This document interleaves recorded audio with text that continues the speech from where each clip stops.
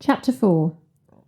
How Caligula conquered Britain, and how Caractacus refused to be conquered. After the second coming of Caesar, years passed, during which the Romans left the Britons in peace. But they had by no means forgotten about the little green island in the blue sea. Julius Caesar had been dead many years when a Roman emperor called Caligula said he would go to Britain and thoroughly conquer the island.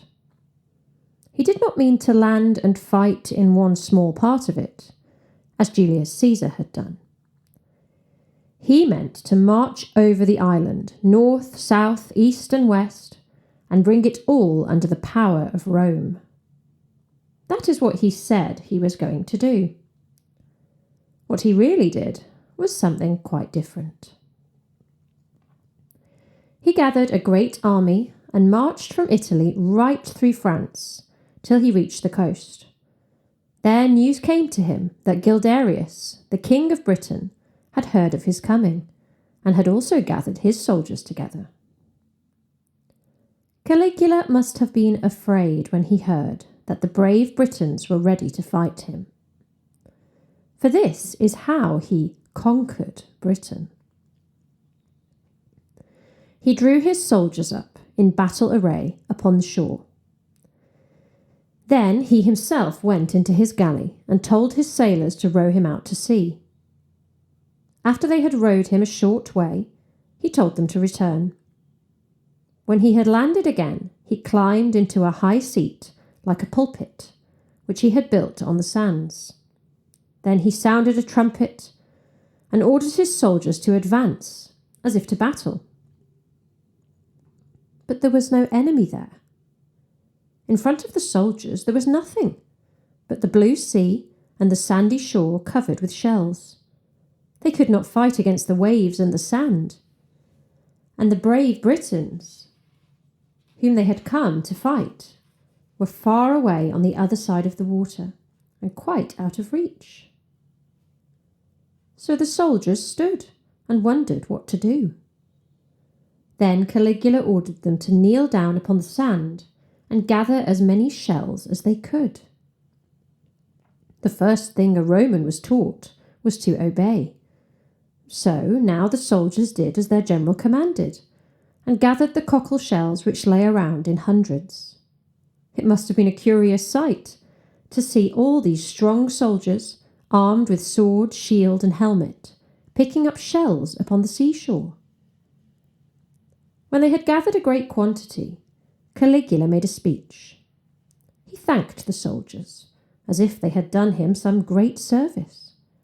He told them that now he had conquered the ocean and the islands in it, and that these shells were the spoils of war. He praised the soldiers for their bravery and said that the shells should be placed in the temples of Rome in remembrance of it. Then he rewarded them richly, and they marched home again. That was how Caligula conquered Britain. After the death of Caligula, another Roman called Claudius tried to conquer Britain.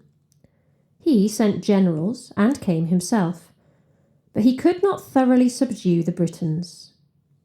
A few chiefs, indeed, owned themselves beaten, but others would not.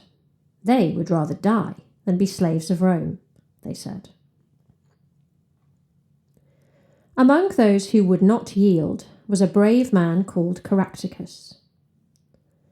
A great many of the Britons joined him and fought under his orders.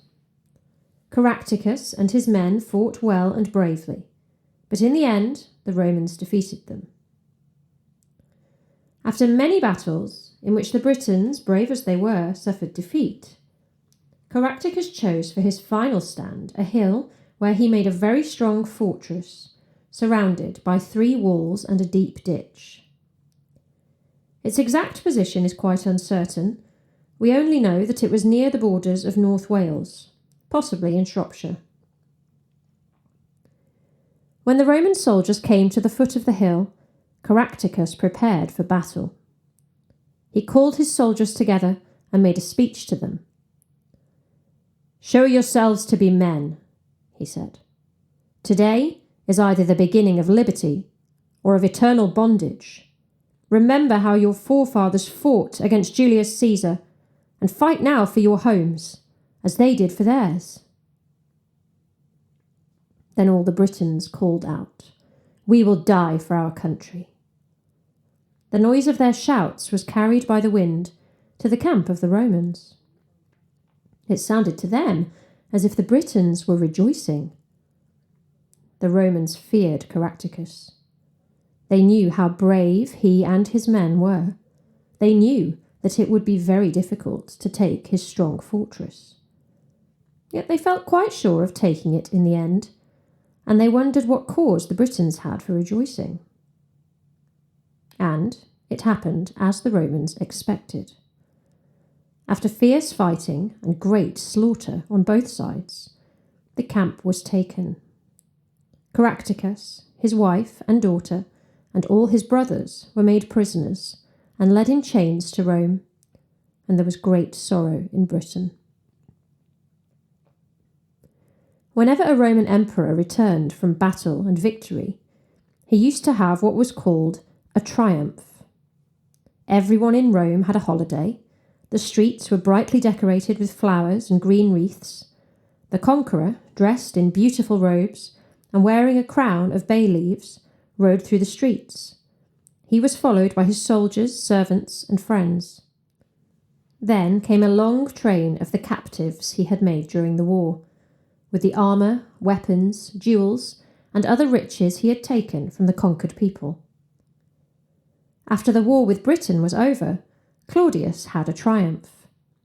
The fame of Caractacus had already reached Rome, and when it became known that he had been taken prisoner and would walk in the triumph, there was great excitement. The people crowded into the streets, eager to see this brave warrior. And although in chains, he looked so proud and noble that many, even of the Romans, were sorry for him. When he was brought before the emperor and empress, Claudius and Agrippina, he did not behave like a slave or a captive, but like the free-born king and Briton he was. "I am as nobly born as you," he said proudly to Claudius. "I had men and horses, lands, and great riches. Was it surprising that I wished to keep them? You fight to gain possession of the whole world and make all men your slaves, but I fought for my own land and for freedom. Kill me now, and people will think little of you. But if you grant me my life, all men will know that you are not only powerful, but merciful." Instead of being angry, Claudius was pleased with the proud words of Caractacus. He was so pleased that he set him at liberty with his wife and all his family. But whether Caractacus ever returned to his dear country, or whether he died in that far-off land, we do not know. We do not hear anything more about him.